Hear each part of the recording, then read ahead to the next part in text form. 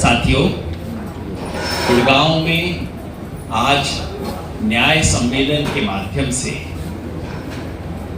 इस इलाके के तमाम जन आंदोलनों से जुड़े हुए लोगों ने और गणमान्य नागरिकों ने मिलके 25 तारीख को यहाँ जो लोकसभा का चुनाव होना है उसमें एक स्पष्ट भूमिका लेने का फैसला किया है।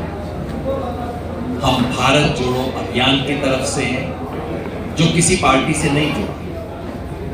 हम में से तमाम ऐसे साथी हैं जिन्होंने हर सरकार से लोहा लिया है, हर सरकार के खिलाफ खड़े हुए हैं।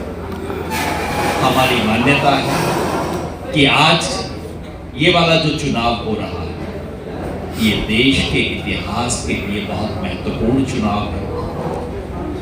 इसे केवल संसद के चुनाव की तरह न देखें, इसे हम संविधान सभा के चुनाव की तरह देखते हैं, क्योंकि इस चुनाव में इस देश का लोकतंत्र दांव पे लगा है, संविधान दांव पे लगा है, इस देश की मूल आत्मा जो है वो दांव पे लगी है।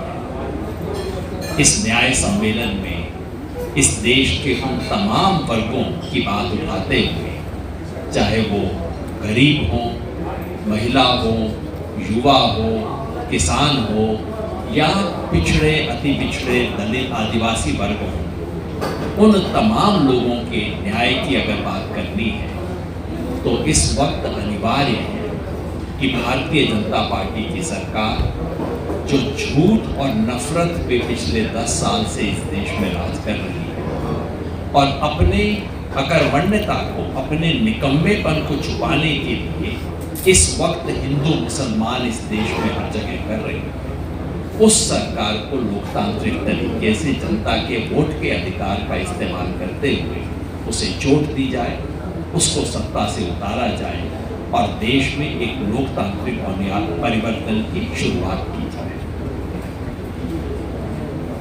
हमें ये जान के एक संतोष है कि ये चुनाव जो शुरू में 400 पार के नारे के साथ शुरू हुआ था, उसके झूठ को पब्लिक ने पकड़ लिया है। ये चुनाव बीच रास्ते में पलट चुका है। 400 पार तो छोड़ो, एनडीए 300 तक नहीं पहुंच रहा है और बीजेपी किसी भी हालत में 272 का आंकड़ा नहीं छू रही। बाकी प्रदेश में तो जो हुआ है, हरियाणा में अनूठा परिवर्तन हो रहा है। यहां तो समझिए असेंबली इलेक्शन की शुरुआत हो चुकी है। 10 में से 10 सीट जीतने वाली बीजेपी आज की तारीख में 2 सीट लेने के लिए संघर्ष कर रही है।